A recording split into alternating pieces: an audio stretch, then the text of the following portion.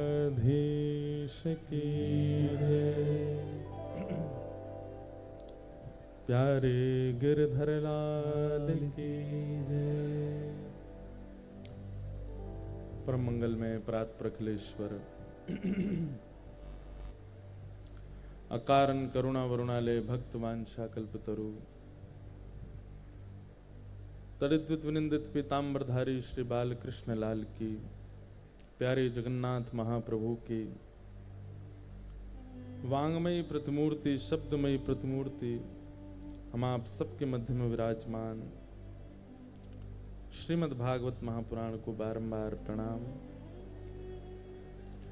आप सबके नेत्रों को अपने दर्शन से आनंदित कर रहे महाप्रभु जगन्नाथ जी को बारंबार प्रणाम। बलभद्र सुभद्रा जी को, सुदर्शन जी को प्रणाम। मंच पर विराजमान समस्त विप्रवृंद, समस्त गंधर्वजन और आप सभी राउरकेला निवासी एवं अन्य अन्य क्षेत्रों से आए हुए सब वैष्णव भक्त वृंदों को जय श्री कृष्ण। जय श्री कृष्ण। जय सिया राम। जय सिया राम। जय श्रीमन नारायण। जय श्रीमन नारायण। जय जगन्नाथ। जय जगन्नाथ।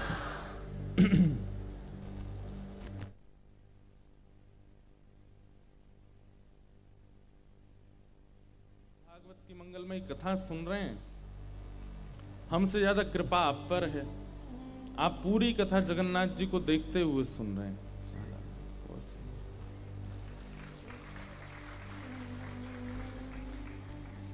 और मंचों पर तो भैया या कि गूंज ने कम करो। और मंचों पर तो व्यास प्रधान दिखाई देता है, लेकिन यहां के मंच पर तो श्री जगन्नाथ जी ही दिखाई दे रहे हैं।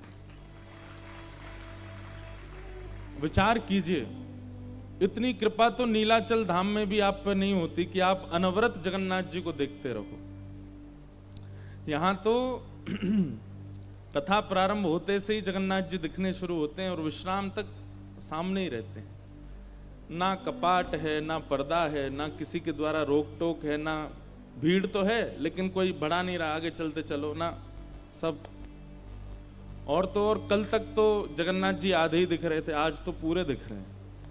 आज तो और किवाड़ मानो खोल दी हैं जगन्नाथ जी ने कि हमारा दर्शन होता रहे। ऐसा अद्भुत महाप्रभु जी कृपा करके, अनुग्रह करके विराज रहे हैं। ये बहुत बड़ी कृपा है ठाकुर जी की।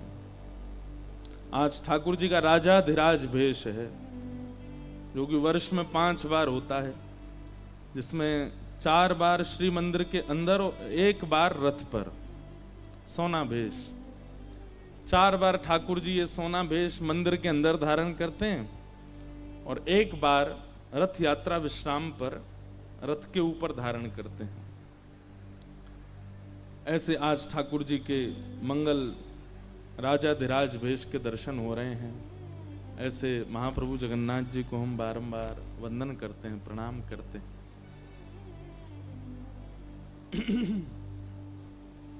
अद्भुत कृपा है। आज जन्मोत्सव का उत्सव मनाना है, कथा क्रम भी बहुत है और मन में कई भक्तों के चरित्र भी आते रहते हैं भाव से। तो सबको व्यवस्थित करते हुए कथा क्रम में प्रवेश करें और फिर मध्य में जो जो भक्तों के भाव आते जाएंगे वो आपको सुनाते जाएंगे।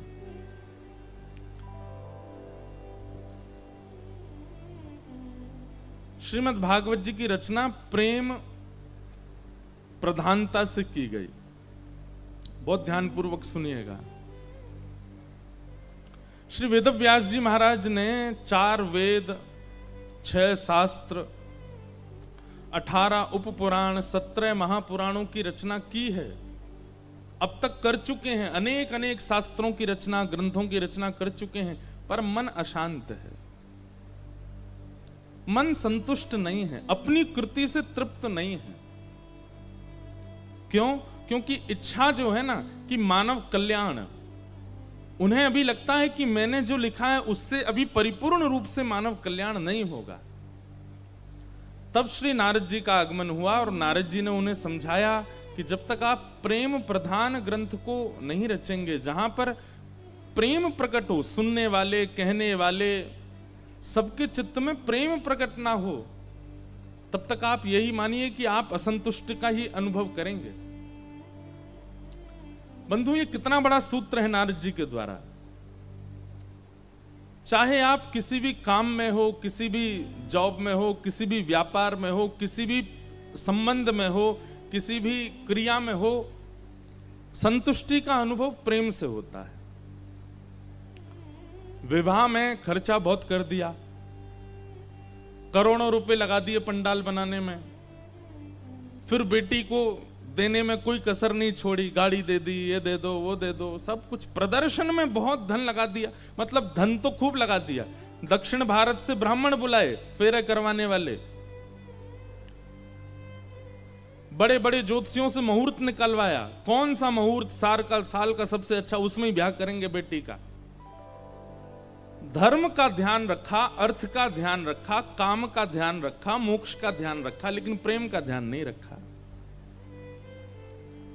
आपने चाहे जितने शुभ मुहूर्त में ब्याह किया हो, चाहे आपने जितना धन लगा करके किया हो, लेकिन प्रेम प्रधान जब आपकी क्रिया नहीं होती है तो वह विवाह संतुष्ट पूर्ण नहीं होता, उसमें संतुष्टि का अनुभव नहीं होता। मां घर में कितना भी अच्छा भोजन बनावे, उसमें गरम मसाला भी डाल दो, उसमें सांबर मसाला भी डाल दो, उसमें पाव भाजी मसाला भी डाल दो, उसमें हींग भी डाल दो, नींबू भी डाल दो, नमक भी डाल दो, सब कुछ डाल दो, पर प्रेम मत डालो। खाने में जीव को हो सकता है थोड़ा स्वाद लगे, लेकिन भोजन पाने के 2 घंटे बाद पेट की जो स्थिति होगी वो असहनीय होगी। क्यों? क्योंकि उस प्रसाद में सब कुछ था, प्रेम नहीं था। लेकिन कई बार बालक कहता, मां मुझे बहुत जोर की भूख लगी है, मुझसे रुका नहीं जाएगा, आप जल्दी कुछ बनाओ। तुरंत मां सोचती है 10 मिनट में क्या बना सकती हूं, तो 10 मिनट में वो जो भी चीज बनाती है उसमें भले ही बहुत मसाले ना डालती हो, लेकिन प्रेम इतना उड़ेल देती है कि उससे बालक संतुष्ट हो जाता है। आपकी कोई भी क्रिया हो, उसमें विधि महत्वपूर्ण है, विधान महत्वपूर्ण है, नियम महत्वपूर्ण है, पर सबसे ज्यादा महत्वपूर्ण प्रेम है।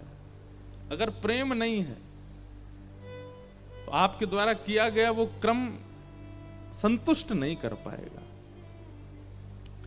इसलिए भैया, श्रीमद् भागवत जी ज्ञान युक्त हैं, वैराग्य युक्त हैं, भक्ति युक्त हैं, त्याग युक्त हैं, लेकिन इन सब ने प्रेम का चोला पहना हुआ है। प्रेम युक्त ज्ञान है, प्रेम युक्त भक्ति है, प्रेम युक्त त्याग है। प्रेम सबसे ऊंचा है। प्रेम की अनेक व्याख्या हम करते हैं कथाओं में, आप सब सुनते रहते हैं। श्रीमद् भागवत जी प्रेम सिखाती।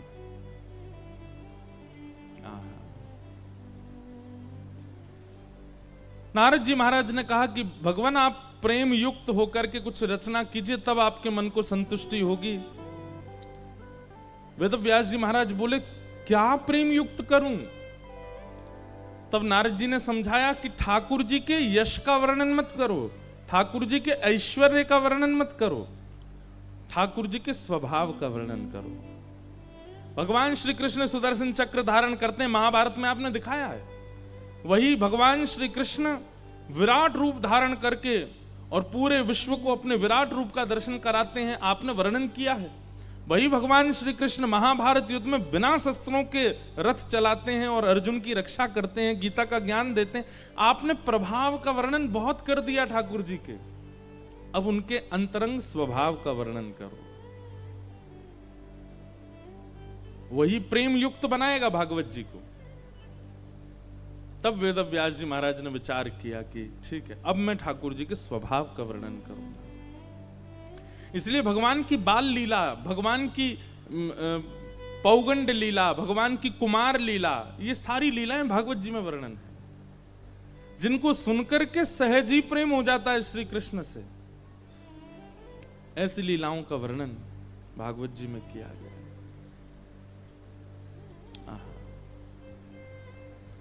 वेद व्यास जी महाराज ने ध्यान लगा करके भगवान के अंतस्थ स्वरूप का वर्णन करना प्रारंभ किया, और जैसे ही भगवान के अंतस्थ स्वरूप का चिंतन हुआ, उसके बाद जब लिखना प्रारंभ किया, श्रीमद् भागवत की रचना की, और भागवत की रचना करने के बाद इतनी संतुष्टि हुई कि अपने कलम को जिससे लिखते थे उसी को ही गंगा जी में प्रवाहित कर दिया। बोले बस हो गए, मेरा अब इससे ऊपर मैं कुछ नहीं लिख सकता, श्रीमद् भागवत सर्वोपरि है। ऐसी भागवत जी की रचना हुई। वेदव्यास जी महाराज ने भागवत की रचना की। भागवत जी की रचना के बाद वेदव्यास जी के मन में आया कि अब इसको जन जन तक कैसे पहुंचाया जाए। तब वेदव्यास जी महाराज ने अपने पुत्र का स्तवन किया, चिंतन किया। इनके पुत्र कौन हैं? श्री सुखदेव जी महाराज। यम प्रव्रजंतमनुपेत अपेत कृत्यम द्वैपायनो विरह कातरया जुहाव पुत्रेति तन्मयतया तर्वोभिनेदु स्तम सर्वभूत हृदयम मुनिमानतोस्मि। श्री सुखदेव जी महाराज भागवत जी के बगल में विराज रहे हैं, तोता के आकार में है सुकाचार्य जी, श्री सुखदेव जी। अब देखो, कई बार ऐसा प्रश्न लोगों की जिज्ञासा होती है कि महाराज जी ये तोता आकार में यही कथा सुनाते हैं भागवत जी की। मूल बात यह है कि सुख का गुण क्या होता है, वो वक्ता का गुण होना चाहिए। सुख का एक गुण होता है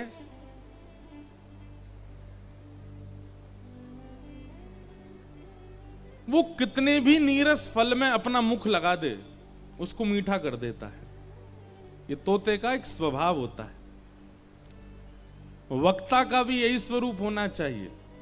वो कैसे भी सभा में पहुंचे, कैसे भी व्यक्ति के सामने जावे, चाहे वो भक्त हो, चाहे वो अभक्त हो, चाहे वो कैसी भी स्थिति का क्यों ना हो, अपनी उपस्थिति से, अपनी वाणी से उसके चित्त में प्रेम रस को घोल देवे।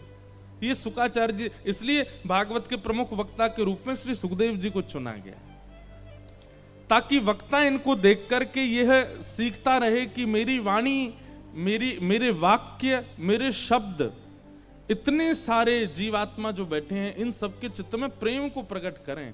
अगर प्रेम प्रकट नहीं होता है, कई वक्ताओं की वाणी सुनकर के श्रोताओं में रौद्र रूप आ जाता है, मारने काटने को तैयार हो जाते हैं। अरे हम धर्म के लिए यूं कर देंगे महाराज, निकल पड़ेंगे, चीर देंगे, फाड़ देंगे, ये कर देंगे। कई लोगों में आक्रोश आता, वो भी आवश्यक है, कुछ लोगों में वो भी होना चाहिए, किसी की निंदा नहीं।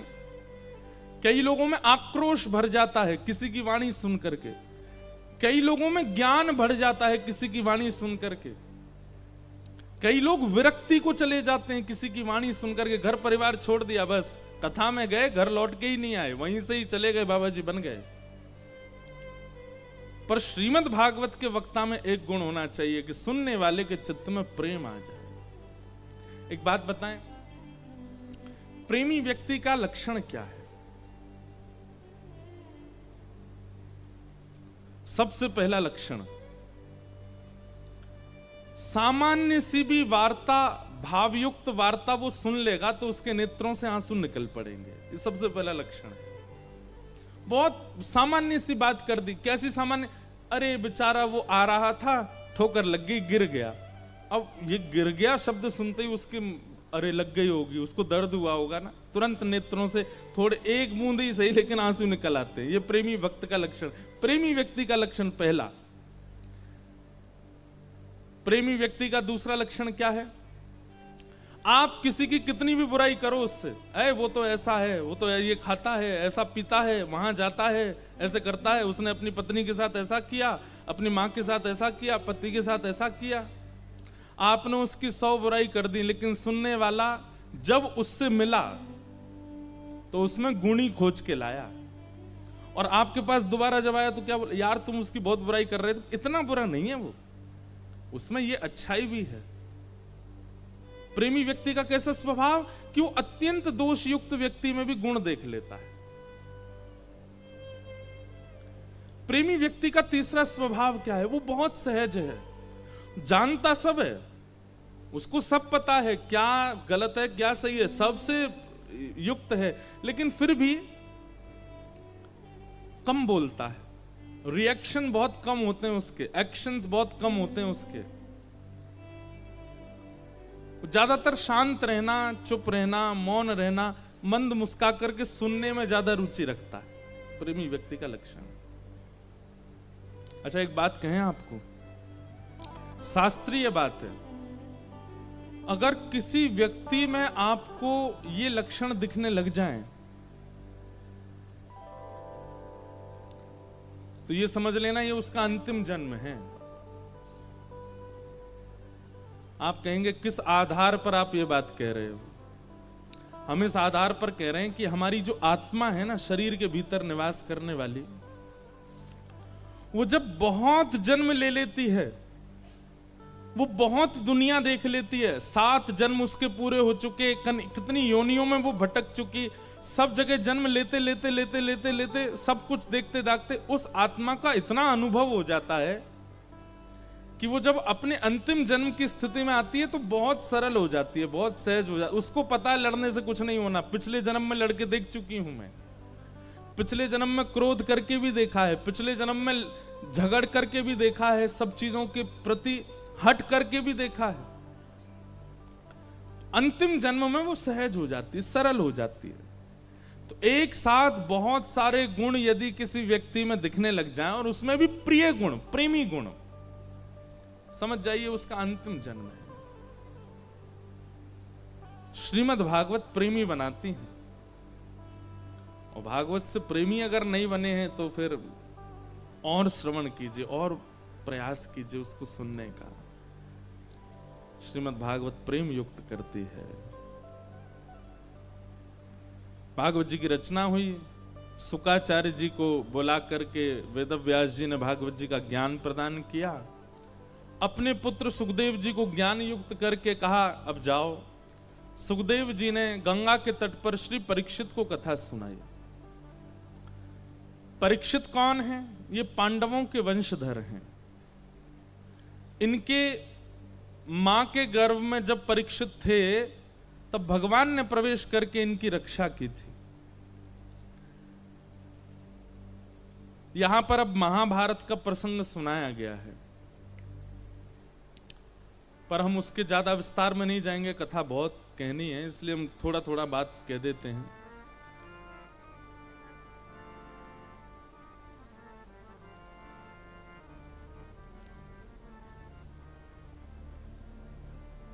भगवान द्वारिका को प्रस्थान कर रहे थे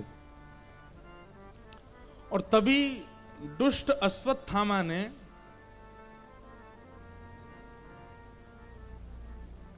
उत्तरा के गर्भस्थ बालक को नष्ट करने के लिए ब्रह्मास्त्र छोड़ दिया। जैसे ही ब्रह्मास्त्र आया, उत्तरा दौड़ी दौड़ी भगवान के पास गई, बोले प्रभु मेरी रक्षा करो।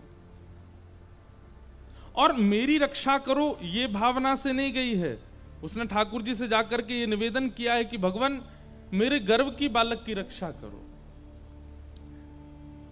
मेरे पति को महाभारत युद्ध में मार दिया गया था, अभिमन्यु चक्रव्यूह बना करके कौरवों ने उसको मार दिया।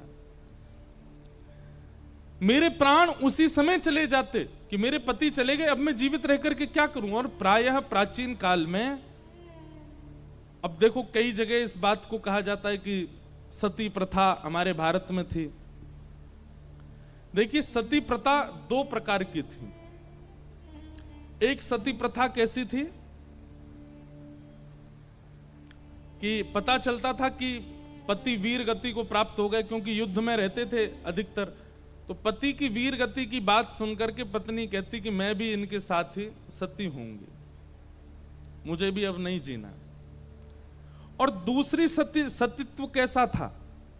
सती का मतलब प्राण त्यागना ही नहीं होता। पत्नी, पतिव्रता नारी को सती स्त्री कहते हैं, जो अपने पति के संपूर्ण भाव से उन्हीं को ही जगन्नाथ मान करके रहती है, उसको सतीव्रता, सती नारी कहते हैं। सती का मतलब वही नहीं होता कि जो प्राण ही त्याग दे पति के भी, उसी को सती कहते हैं, नहीं। दूसरे प्रकार का सतीत्व कैसा होता था कि जैसे ही सुना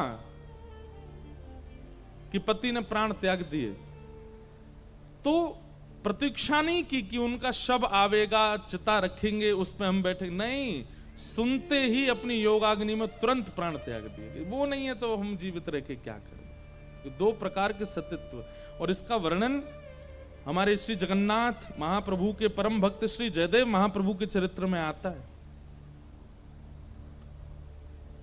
जयदेव महाप्रभु जिन्होंने गीत गोविंद की रचना की, बहुत ध्यान से सुनिएगा। उनकी पत्नी कौन थी? परसों हमने बताया था, पद्मावती। जयदेव महाप्रभु के साथ रहते रहते, गीत गोविंद का पाठ करते करते उनकी पत्नी पद्मावती में भी कई भगवत लक्षण आने लग गए थे। जैसे जयदेव महाप्रभु तेजस्वी थे, जैसे जयदेव महाप्रभु प्रभावशाली थे, ऐसी उनकी पत्नी भी रहती पत्नित्व में थी, रहती वो भीतर ही थी, लेकिन उसका प्रभाव भी कम नहीं था। एक बार एक राजा ने जयदेव महाप्रभु से दीक्षा ग्रहण कर ली। सब लोग इधर देखो, ध्यान से सुनो। दीक्षा ग्रहण करके जयदेव महाप्रभु को अपनी गुरु पदवी पर बिठा करके अपने राज्य में ही उनको कहा कि आप यहीं निवास कीजिए। तो जयदेव महाप्रभु ने विचार किया कि राजा के यहां रह करके उसको सही निर्देशन देने से राज्य का भला होगा। अच्छा, रुक जाते हैं। कुछ दिन बाद जयदेव महाप्रभु ने कहा कि आप अपनी गुरु मां को भी बुलवा लो यहीं पे, मतलब पद्मावती जी को। तो राजा ने सहर्ष स्वीकार किया और पद्मावती गुरु माता, उनका आगमन हुआ। हमारी निवेदन है, बहुत ध्यान से सुनिएगा। तो जो राजा की पत्नी थी, कहीं ना कहीं उसके मन में यह भाव आता था कि आज तक तो उसी को ही पूजते थे पूरे राज्य में सब लोग, राजमाता राजमाता कहकर के सब लोग उसको वंदन करते थे। लेकिन जब से पद्मावती का आगमन हुआ, गुरु माता का आगमन हुआ, तो जो प्रणाम करने वाले सिर झुकाते ना, वो पहले पद्मावती जी को झुकाते, बाद में रानी को झुकाते। रानी को इस बात से थोड़ा मनी मन ईर्ष्या होने लगी। एक बात कहें, कबीरदास जी का एक पद है, मुझे याद नहीं आता, उसमें कबीरदास कहते हैं, काम जीत लोगे, क्रोध जीत लोगे, लेकिन ईर्ष्या नहीं जीती जाती। दूसरे के प्रति सम्मान देख करके उसके प्रति ईर्ष्या ना हो, ये तो कोई जगन्नाथ महाप्रभु की कृपा दृष्टि भाजन व्यक्ति के साथ ही हो सकता है कि उसमें ईर्ष्या ना आवे, आ ही जाती है। अरे लोग बाग हमसे मिलने आते हैं तो आजकल इतनी भीड़ हो जाती कि लाइन लगा के आते हैं। अब पीछे वाला व्यक्ति देख रहा है कि आगे वाले से महाराज जी कैसे मिले, इसको कहां कहां छुआ, इसके सिर पे हाथ धरा, मेरे कंधे पे ही धरा है, उसके प्रति ईर्ष्या कर लेते हैं और फिर दोबारा आते हैं, महाराज जी मेरे भी यहीं धरो।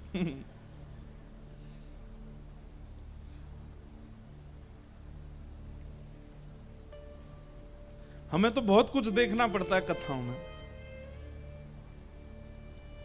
महाराज जी कथा में ना एक अमुक नाम का व्यक्ति आएगा, मैंने कहा अच्छा, वो आपसे कहेगा कि मेरे घर आ जाओ, पर आप मना कर देना। मैंने कि भाई तुम कथा करा रहे हो, तुम बात कर ले, नहीं हम तो हाँ ही बोलेंगे उसको, हम तो कहेंगे कि भाई हम ले आएंगे महाराज जी को, लेकिन आप मना कर दोगे तो फिर बाद में पता चलता है कि ये दोनों आपस में बिजनेस में ईर्ष्या युक्त रहते हैं, इसलिए मना करवा देते हैं। राहुल केला में हम किसी के घर नहीं जाएं तो वो मत सोच लेना, ऐसा यहां नहीं है, ये हम कहीं और की बात बोल रहे हैं। अब तो हम कहीं जाते ही नहीं है, अब जाना बंद कर दिया, अब किसी के यहाँ नहीं जाते, जहां कथा होती बस वहीं रुकते, बहुत कम मंदिर चले जाएंगे, बाकी किसी के घर तो बहुत मुश्किल से जाते।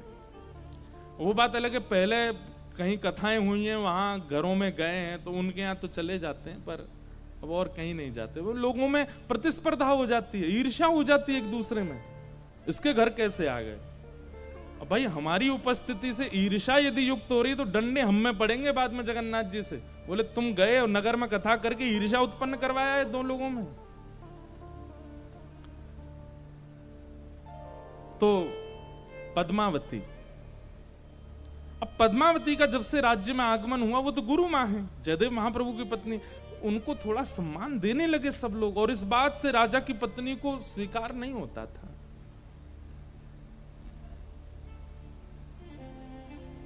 अब तो ये भी स्थिति हो गई थी कि जब सभा में बैठते थे तो राजा बैठता था, राजा के बगल में थोड़े ऊंचे सिंहासन पर जयदेव महाप्रभु बैठते थे, और रानीवास में रानी बैठती थी, उससे थोड़े ऊंचे सिंहासन पर पद्मावती बैठती थी। वो गुरु मां है। सब चीजों से ईर्ष्या उत्पन्न होती जा रही थी।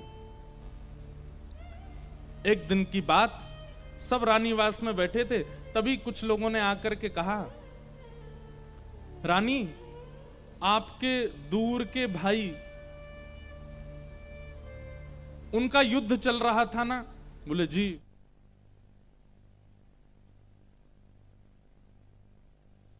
रानी बड़ी व्याकुल हो गई इस बात को सुनकर के। मेरे भाई वीरगति को प्राप्त हो गए। पद्मावती जी वहीं बैठी थे। रानी रो करके बोली, मेरे भाई वीरगति को प्राप्त हो गए। अभी तो ब्याह हुआ था उनका, उनकी पत्नी अभी युवा है, अभी तो संतान भी नहीं हुई है उनके यहां, और भैया वीरगति को प्राप्त हो गए। तभी अगले दिन समाचार आया कि उनकी जो पत्नी थी, भाई की जो पत्नी थी, उसने सतीत्व ग्रहण कर लिया। अपने पति के साथ ही चिता में बैठ करके सतीत्व को ग्रहण कर लिया।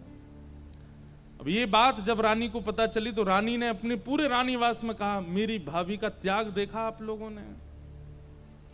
मेरे भैया के प्राण चले गए तो उन्होंने भी सतीत्व ग्रहण कर लिया, वो सती हो गई।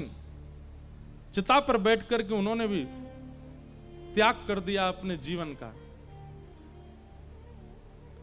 तो ये बात सुनकर के पद्मावती जी बोली, बहुत बहुत ऊंची स्थिति है तुम्हारी भाभी की, लेकिन इससे भी ऊंची स्थिति की सतीत्व हमने सुनी है। और वो सतीत्व ऐसा होता है कि पति की मृत्यु की खबर पड़ते ही प्राण अपने आप निकल जाते हैं, स्वतः निकल जाते हैं। अब ये बात तो उनने सहज भाव से कही, लेकिन पद्मावती की इन बातों से रानी को लगा कि ये मेरी भाभी का उपहास कर रही हैं। एक तो उन्होंने सतीत्व को ग्रहण किया, ऊपर से ये कह रही है कि उससे भी बड़ा सतीत्व कुछ होता है।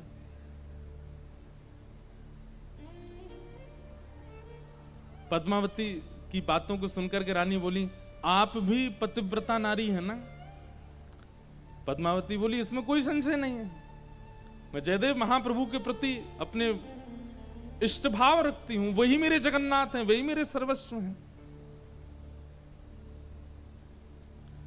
और एक दिन ऐसा स्वांग रचा,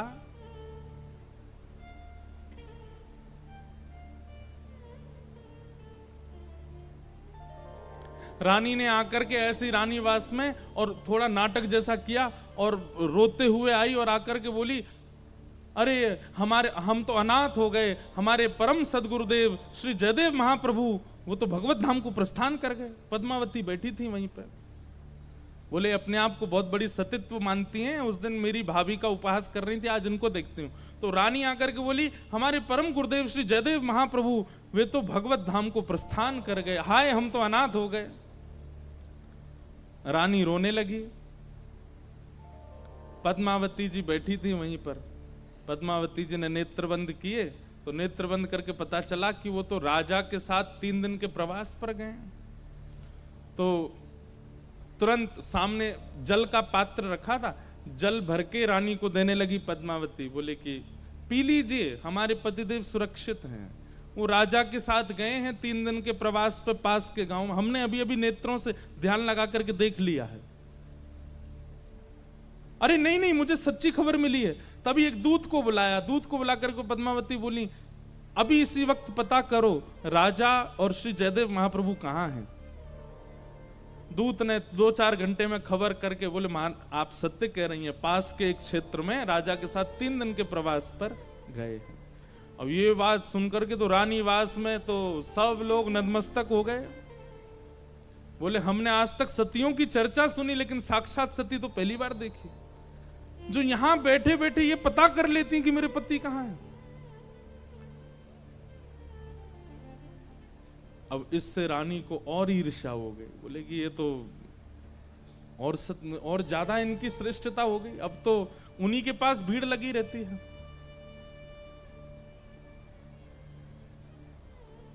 एक दिन रानी हट करने लगी राजा से।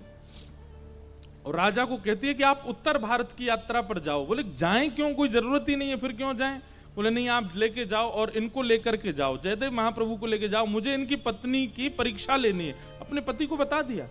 राजा ने कहा तुम अच्छा नहीं कर रही हो, इससे अनर्थ हो जाएगा, पूरे राज्य का सर्वनाश हो जाएगा, तुम गुरुदेव और गुरुमां की परीक्षा ले रही हो। लेकिन पत्नी हट, नतमस्तक होना ही पड़ता है, चाहे राजा हो पति। भोजन प्रसाद बंद कर दिया, बात करना बंद कर दिया राजा से। अंत में राजा बोला देवी होगा तो अनर्थ हमारा, लेकिन तुम्हारे इस हट के आगे मैं अपनी हार मानता हूं, ले जा रहा हूं उत्तर भारत किया। क्योंकि रानी को पता था कि उत्तर भारत दूर है, वहां से संदेश नहीं आ पाएगा, और तब मैं ये कह दूंगी कि उनके प्राण चले गए, और तब देखती हूं क्या होगा। लंबी यात्रा पर राजा जयदेव महाप्रभु को लेकर के चले गए, और कुछ दिनों के बाद रानी ने फिर वैसा ही स्वांग किया। अब तो पूरी सभा में ऐसी योजना बनाई कि दूत पत्र लेकर के आएगा, बाकायदा आकर के सब रोएंगे, सब लोग हाहाकार मचाएंगे कि जयदेव महाप्रभु चले गए, तब देखती हूं क्या होगा। और एक दिन वही हुआ, रानीवास में एक दूत आया, आकर के चिल्ला चिल्ला करके कहने लगा हमारे परम पिता, हमारे साक्षात गुरुदेव श्री जयदेव महाप्रभु का भगवत धाम गमन हो गया। राजा ने स्वयं पत्र लिख करके भेजा और नीचे हस्ताक्षर किए हैं, 15 दिन के अंदर उनका शव लाया जाएगा। सब लोग रोने लगे, लेकिन पद्मावती अभी भी जानती हैं कि कुछ हुआ नहीं है। लेकिन इस रानी को बहुत पड़ी है मेरे सतीत्व को देखने की। और तुरंत पद्मावती जी ने योग ध्यान लगाया और अपनी योग आग्नि से अपने सतीत्व को ग्रहण कर लिया और वहीं अपने प्राण त्याग दिए। प्राण त्याग करके शिथिल शरीर पड़ा है उनका, प्राण जा चुके। ये देख करके तो रानी तो घबरा गई, बोली सच में चली गई क्या? वैद्य बुलाया, वैद्य ने कहा इनकी नब्ज नहीं चल रही है, इनकी श्वास नहीं चल रही है, हृदय की धड़कन रुक चुकी है, प्राण निकल चुके हैं इनके। अब सब स्वांग जो कर रहे थे, नाटक कर रहे थे, वो सब रानी से कहने, रानी ये क्या कर दिया आपने? जयदेव महाप्रभु तो जीवित हैं, इन्होंने प्राण त्याग दिए। बोले राजा को अभी पत्र लिख करके कहो कि वो तुरंत वापस आवे, आधे रास्ते से ही आवे, अब मैं कैसे संभालूंगी, क्या होगा? आदि ग्लानि होने लगी अपने ऊपर। 3 दिन तक उनका शव रखा गया, 3 दिन तक उनके शव को रखा पद्मावती जी के, और 3 दिन बाद राजा लौट करके आए, साथ में जयदेव महाप्रभु आए। रानी ने सब सत्य बता दिया। बोले गुरुदेव मुझसे अपराध हुआ, मैं जानबूझ के इनका सतीत्व देखना चाहती थी, इसलिए मैंने 2 बार अपराध किया। पहले बार में तो इन्होंने अपना सतीत्व का परिचय दिया, पर दूसरे बार में तो पूर्ण परिचय दे दिया, इन्होंने प्राण त्याग दिए। जयदेव महाप्रभु बोले तुम चिंतित मत हो।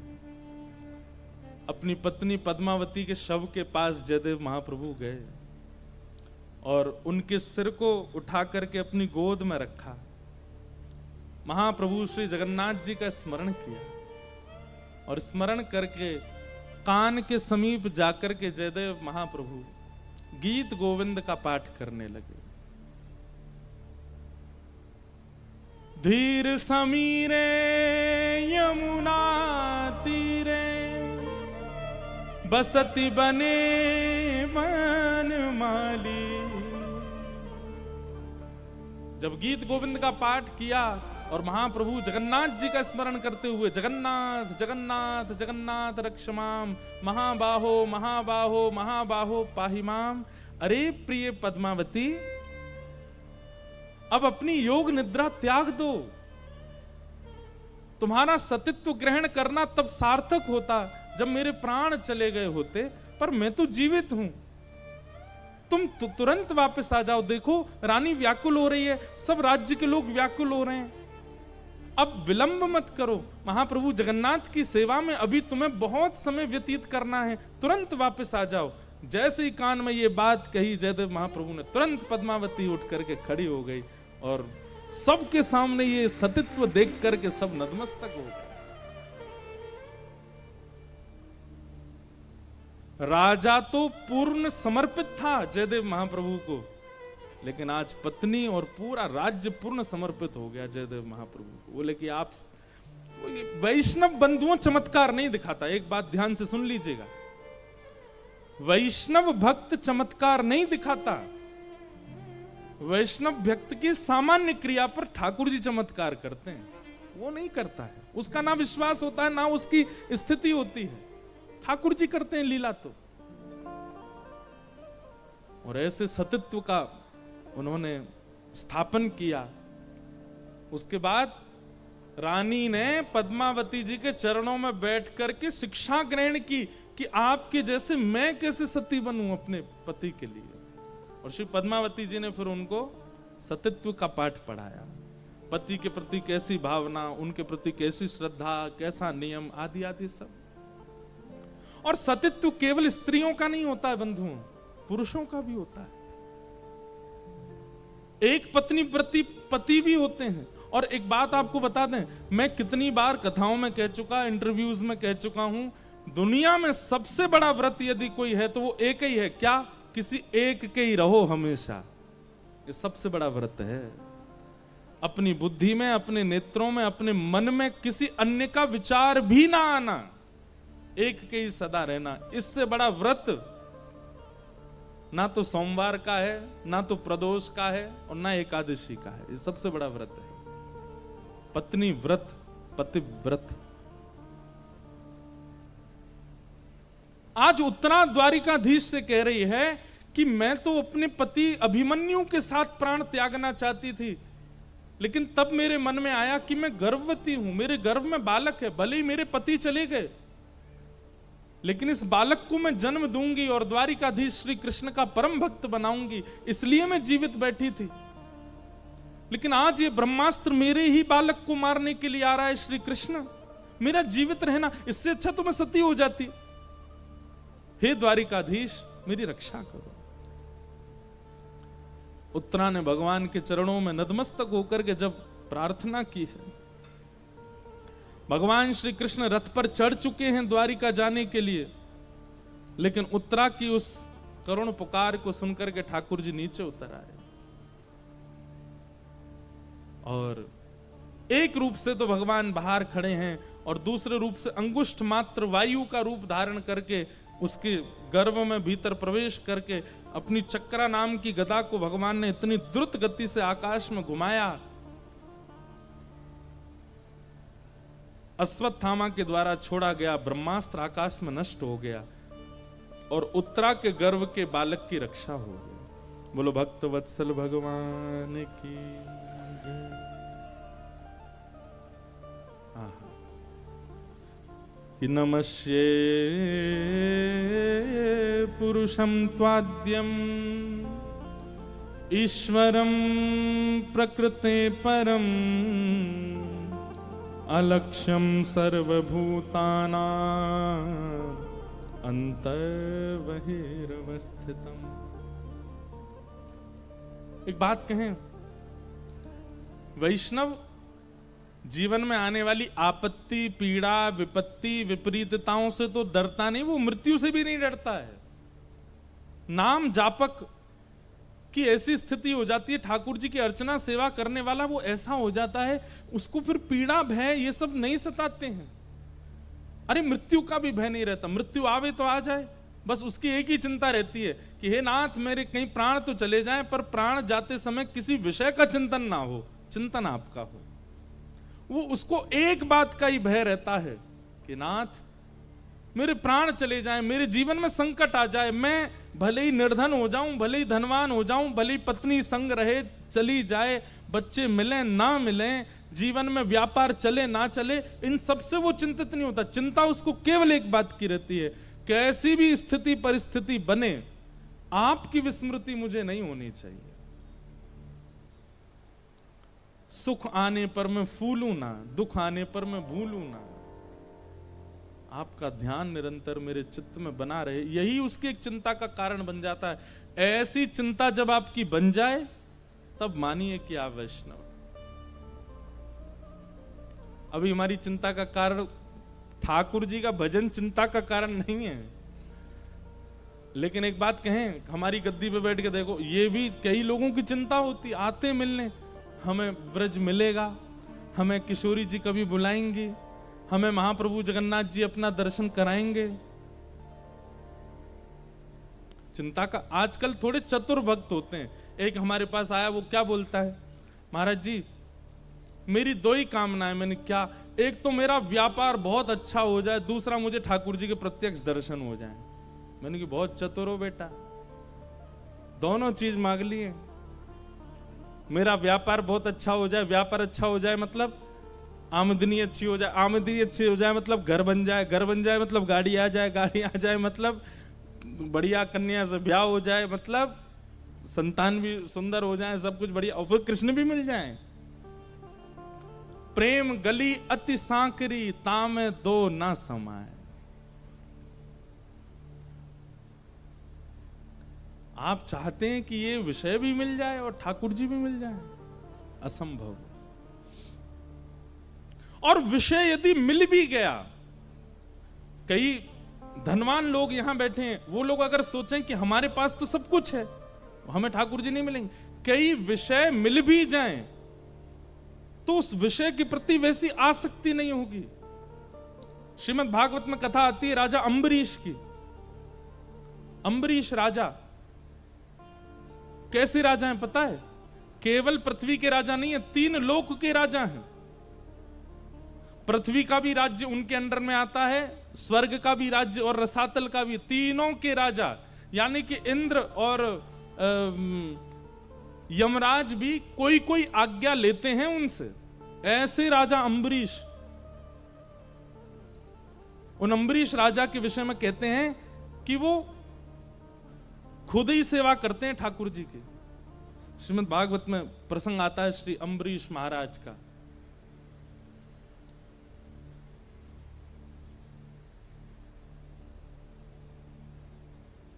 अम्बरीश महाराज के लिए कहते हैं कि अम्बरीशो महाभागः सप्तद्वीपवतिमहम्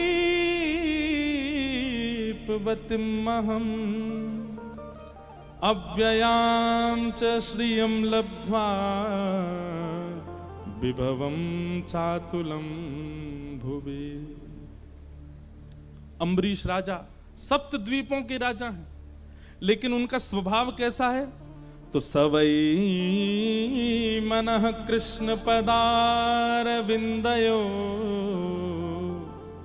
वर्चांसि वैकुंठ गुणानुवर्णने कि करो हरेर्मंदिर मार्जनादिषु श्रुतिम चकाराच्युत सत्कथोदय। सीखने वाली बात है, बहुत ध्यान से सुनिएगा। अम्बरीश राजा के विषय में क्या कहते हैं? सप्तद्वीप के राजा हैं, इनके पास ना तो धन की कमी है, ना श्री की कमी है, ना संपत्ति की कमी है, ना भोग विलास की कमी है।